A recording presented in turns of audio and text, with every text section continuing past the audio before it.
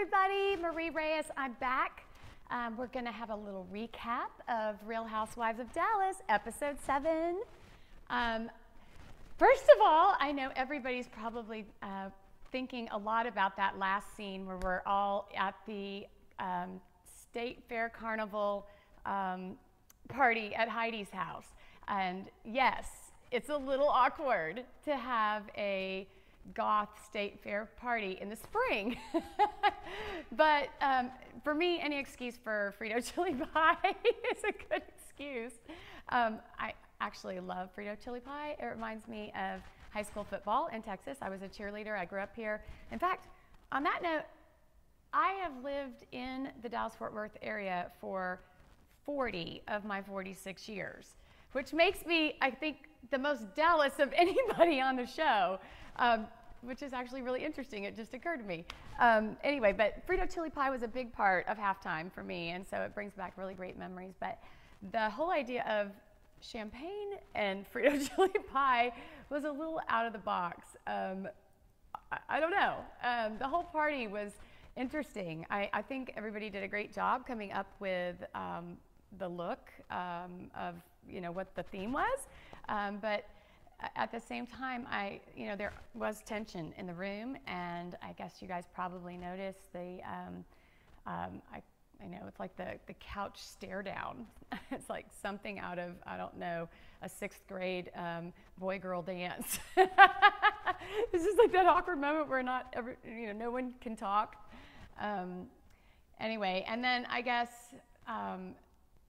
the pinnacle of the whole entire evening was the host requesting that Carrie deep throat a corny dog, which I was, to say the least, shocked beyond belief. I certainly have never heard anything like that at a society party in Dallas before. Anyway, quite funny. Carrie handled it so well. I'm again, what does that girl not do? I mean, let's face it. She can bend like a pretzel, and evidently she's good down there too. So anyway, yeah, cool theme, interesting nonetheless, and yeah, awkward, definitely awkward, if you guys didn't notice that. So let's think. Other things on the show this week. We had a lot of talk about charity because, of course, we had the big charity event at the House of Blues, and there was some talk earlier about, is it that hard to break into charity world? And the honest answer is no, it's not. All you have to do is donate, and you can donate your time, or you can donate, obviously, money. Pretty much all of the charities have a website where you can literally give a donation online with a credit card. But there are a lot of ways you can get involved, and certainly that door to be involved in an organization that you're passionate about is always there in this city as well. So no one who wants to be involved is ever left out. So it just depends at what level you want to be involved in. I have enjoyed being a donor, patron for a lot of the charity events, and basically anybody who asks me, I donate.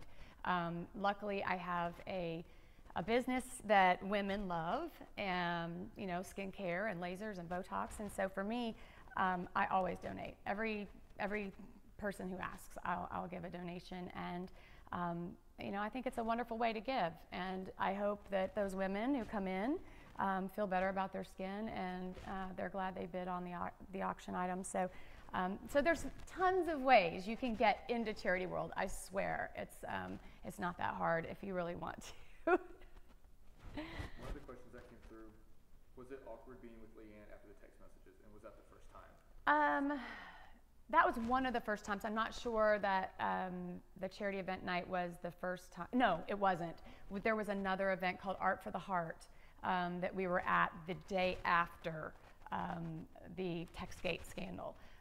So that night at Art for the Heart was definitely awkward. That was not captured on film. However, I think feelings were still very hurt, and it was, I think, just emotional for all of us involved. But yeah, so The night of House of Blues, no tension, really. There wasn't. Just a fun event. What do you think of Heidi and Leanne bullying Carrie? Was the party thrown for that sole purpose? Oh my gosh, when you see all the other scenes that you're not involved in and, when they put it all together, I mean, it's certainly, for me, I feel like that Heidi was, kind of throwing a party because she likes to throw parties. And I've been to parties before at Heidi's, but I think she did want to kind of check out the other girls and get a feel for them. So I think it was sort of like an added bonus to her, hosting a party and then, getting to meet these new girls that are involved in the show with us. So yeah, twofold on that one. And also, I wanted to say one thing too, the Aaron Hendrick project, beautiful, touching. The moment that he dedicated the song to Brandy's brother was truly incredible. It was very emotional. You can see Stephanie and Brandy hugging. I hugged Brandy there for a while too. It was just a very lovely thing for Aaron to do that, and it really did mean a lot to to Brandy, because she was really, obviously struggling with a family member in the hospital, and mental illness is a disease that is hard for a lot of people to understand, because it's not like some of the other diseases where, you're throwing up or, there's obvious physical signs, so when it's a mental health thing, it's oftentimes harder for people to understand. And I mentioned on Twitter, there are opportunities for charities and ways to help out with people who do have PTSD. My father-in-law has it, 2 terms in Vietnam, and because I was a psych nurse for several years and I still volunteer weekly at the psychiatric hospital here locally, I see a lot of people affected with PTSD. It's very real, and it is very tragic. So they definitely need everybody's support. And now, move on to a little bit more upbeat conversation, but I needed to say that. I think it's important for everybody to know that that was a really touching moment that Aaron had. And that party was 2 different charities, and like I said, we didn't get to talk about the other charity that was there. An entire different set of people were there promoting another child charity for Peru, for children in Peru, a home for children. So a shout out to my friend Darren, who also worked hand in hand with Tiffany to make that event so wonderful. So. And I did put the address for that charity on Twitter as well. And I'll say, now back before I got sidetracked. Where were we with, what was that last question? Well, there's been a few questions. Okay. There's been a few questions that have passed through. And one of them is the charity world in Dallas as social as what it's made out to be on the show? Well, it's absolutely very social. I mean, kind of a stereotype, but Texas women are, at least initially, very talkative and friendly, especially the people that like to get involved in those type of things, because they tend to be extroverts by nature. So they're the people who want to engage and meet people and bring people and connect people. So absolutely, yeah. Okay, another one here. What did you think about Carrie and Mark celebrating their anniversary? Okay, I want to borrow Mark, because my husband is terrible about birthdays, Christmases, anniversaries. Although there was one time we both forgot our anniversary, and my mother-in-law reminded us 3 days later. She's like, "I'm so sorry, I forgot to wish you happy anniversary." And we both looked at each other and went, "Oh crap."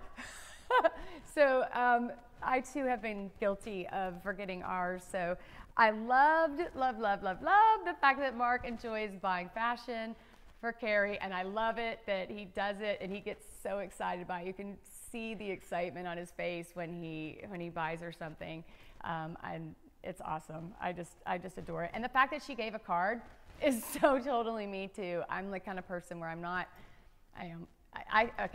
Mark's love language is gifting, and Carrie's love language is acts of service. So that's what you're seeing in that role play with them. That's how they communicate. That's their love languages and how they both show each other that they love each other. And, every relationship's different, so. Will you be at the reunion? Yes! I leave for New York in the morning. So I am going to pack right after this Periscope because I have not packed yet. I have my dress and a couple pair of shoes, which is, I guess, technically all I really need. Well, maybe a bulletproof vest, but I don't have one of those. So anyway, I am needing to pack right after this, and I'll be on a flight out in the morning. So. Are you nervous for the reunion? Oh yeah, I am. It's that fear of the unknown.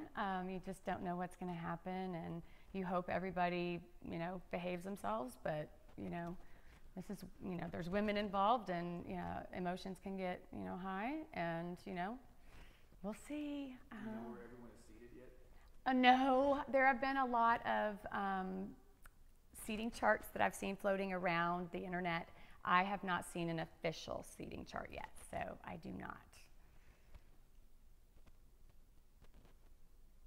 What did you think of Heidi's outfit at the beginning of that? Oh my gosh, she is so funny. Okay, so totally Flavor Flav on that one. I mean, the giant dollar sign necklace, I was like, oh my gosh, she did not. But, who am I to talk? I had the goofy headband on my head, so I guess that's like touche.